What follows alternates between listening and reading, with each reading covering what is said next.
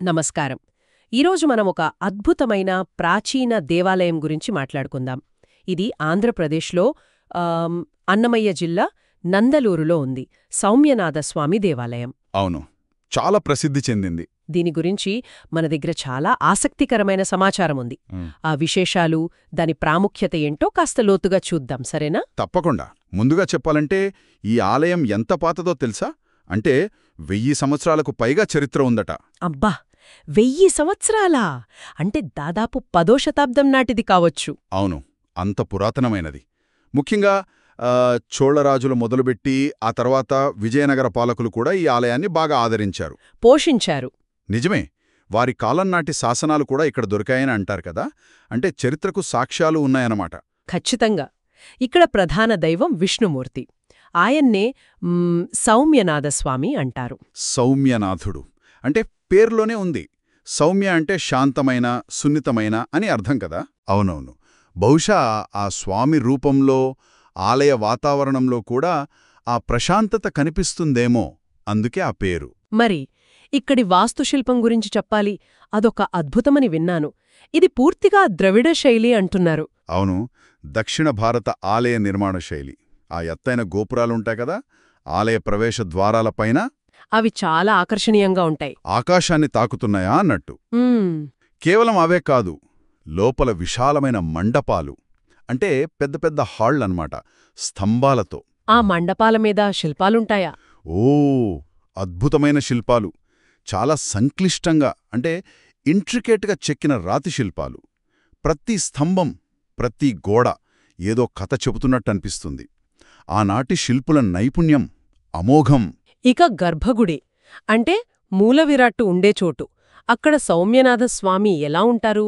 అక్కడ స్వామివారు శ్రీదేవి, భూదేవి సమేతంగా నిలబడి ఉంటారు. విగ్రహం చాలా ఆకట్టుకుంటోంది. ప్రశాంతమైన వదనం.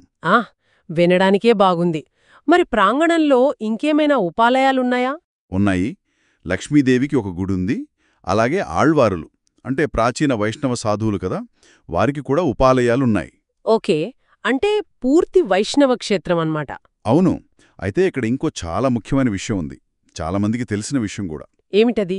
ఈ ఆలయాన్ని స్థానికులు, భక్తులు చిన్న తిరుపతి అని కూడా పిలుస్తారు. ఓ, చిన్న తిరుపతా? అంటే తిరుమల వెంకటేశ్వర స్వామి ఆలయానికి ఇది చిన్న ప్రతిరూపం లాంటిదా? అలా భావిస్తారు.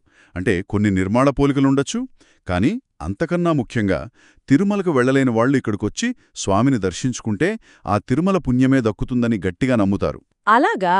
అంటే ఆధ్యాత్మికంగా కూడా దీని ప్రాముఖ్యత చాలా ఎక్కువ అనమాట. నిస్సందేహంగా ఇది చాలా ముఖ్యమైన వైష్ణవ క్షేత్రం. మరిక్కడ ఉత్సవాలెలా జరుగుతాయి? ఏవైనా పెద్ద పండుగలు చేస్తారో? ఓహ్, బాగా జరుగుతాయి. ముఖ్యంగా వైకుంఠ ఏకాదశి, వార్షిక బ్రహ్మోత్సవాలు, ఇవి చాలా వైభవంగా చేస్తారు. ఇంకా శ్రీరామనవమి, కృష్ణాష్టమి కూడా ఘనంగా నిర్వహిస్తారు. బ్రహ్మోత్సవాలు అంటే చాలా పెద్ద ఎత్తున జరుగుతాయి కదా? అవును.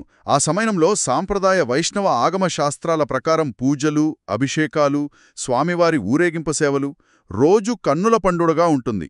భక్తులతో కిటకిటలాడుతుంది ఆలయం. ఇంకో విషయం, ఈ ఆలయం చెయ్యేరు నది ఒడ్డున ఉందని విన్నాను. అది నిజమేనా? అవును, అది మరో ప్రత్యేకత. ఆ పవిత్రమైన చెయ్యేరు నది ఒడ్డునే ఈ ఆలయముంది. ఆ నదీతీరం వల్ల ఇంకా ప్రశాంతంగా, ఆహ్లాదంగా ఉంటుందేమో కదా అక్కడి వాతావరణం? ఖచ్చితంగా. ఆ నది వల్ల ఆ ప్రదేశానికి ఒక ప్రత్యేకమైన ఆధ్యాత్మిక శోభ వస్తుంది, ప్రశాంతత చేకూరుతుంది. అక్కడికి వెళ్లడం సులభమేనా? అంటే రవాణా సౌకర్యాలు? సులభమే. కడప పట్టణానికి దగ్గర్లోనే ఒక 40 కిలోమీటర్ల దూరంలో ఉంటుంది. రోడ్డు మార్గం బాగుంది. దగ్గర్లో రైల్వే స్టేషన్ కూడా ఉంది.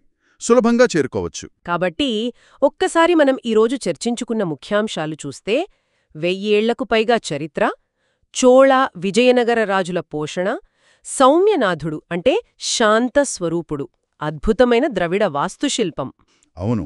దానికి తోడు చిన్న తిరుపతిగా పేరు, ఇంకా పవిత్రమైన చెయ్యేరు నది ఒడ్డున ఉండటం. ఇవన్నీ కలిసి అది కేవలం ఒక గుడి కాదు, ఒక చారిత్రక, సాంస్కృతిక, ఆధ్యాత్మిక కేంద్రమన్నమాట. సరిగ్గా చెప్పారు. ఇలాంటి ప్రాచీన కట్టడాలు చూస్తే అప్పటి వాళ్ల నమ్మకాలు, వాళ్ల కళా నైపుణ్యం, అప్పటి సమాజం అన్నీ కళ్లకు కట్టినట్లుంటాయి. నిజమే. ఆ సౌమ్యనాథుడు అనే పేరులోని ప్రశాంతత, ఆ నదీతీరంలోని నిశ్శబ్దం, ఆ ఆలయ గంభీరత, ఇవన్నీ కలిసి అక్కడ భక్తులకు సందర్శకులకు ఎలాంటి అనుభూతినిస్తాయో ఊహించవచ్చు. చాలా ప్రత్యేకమైన అనుభూతి. ముగించే ముందు నాకు ఆలోచనొస్తోంది. సౌమ్యనాథుడు అంటే శాంతస్వరూపుడని, ఆ ప్రదేశం కూడా చెయ్యేరు నది వల్ల ప్రశాంతంగా ఉంటుందని అన్నాం కదా. అవును.